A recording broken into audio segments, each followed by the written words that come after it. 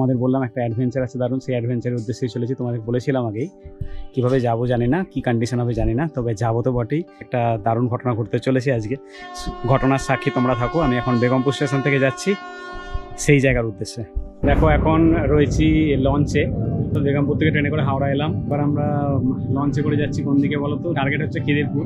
আমি সহজে যাওয়ার জন্য লঞ্চে করে প্রথমে ফেয়ারলি যাচ্ছি। ফেয়ারলি থেকে বেরিয়ে বিবাদীবাগ চক্ররেল স্টেশন, তো ওখান থেকে ট্রেন ধরে খিদিরপুর স্টেশন নামবো। আমি চক্ররেলের কাছে এসে দাঁড়িয়ে আছি। এখানে শর্টেস্ট রুট রয়েছে যে হাবড়া মাঝেরহাট লোকাল ধরবো এখান থেকে বিবাদীবাগ থেকে। এখন কোন প্ল্যাটফর্মে এটাই দেখার। দুঃখের বিষয় একটাই, 3টে এসে পৌঁছেছি, 3:35 ট্রেনের টাইম দেখাচ্ছে। আমি অন্য রুট দিয়ে যাওয়ার চেষ্টা করলাম, কিন্তু এখান থেকে স্ট্যান্ডার্ড অব্দি হাঁটতে হবে। যে কাজে যাচ্ছি সেই কাজে যাওয়ার জন্য যে রুটটা দেখালাম, এই রুটটা হয়তো একটু টাইম তুমি বসে থাকতে হলো তোমাকে, কিন্তু খুব আরামদায়ক জার্নি। কারণ তোমাকে বাসের জার্নি একবারও কষ্ট করতে হলো না। বাসের জার্নি যথেষ্ট কষ্টকর, সেই কষ্টটা করতে হলো না।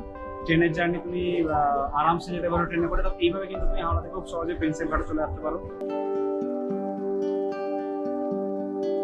কাকে বাড়িতে রেখে আসতে বাধ্য হয়েছি, পথকাকে নিয়ে আসা সম্ভব না জানো।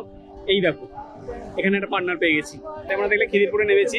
খিদিরপুরে নামার পর আমরা দীর্ঘ একটা লম্বা রাস্তা দেখে নাও। এই রাস্তাটা এসে উল্টো দিকে দেখলাম, অনেকক্ষণ হাঁটার পর দেখলাম এখানে জগন্নাথ মন্দির। দেখো যারা এই কর্মযজ্ঞের কারিগর তাদের সঙ্গে বসে আছি। কর্মযজ্ঞের মেন কারিগর যারা, দেখে নাও পুরো গ্যাংটাকে।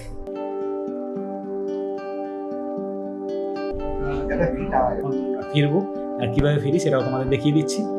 তো ফেরার জার্নিটা কেমন হয় দেখি। রাতে অনেকটা রাত, খিদিরপুর থেকে ফিরতে হবে খিদিরপুর জগন্নাথ মন্দির। বাবা আমি এসে গেছি, এসে গিয়ে দেখি পথটা ঘুমোচ্ছি। তারপর প্রত্যেকে চান করবো ভুলে যাচ্ছি।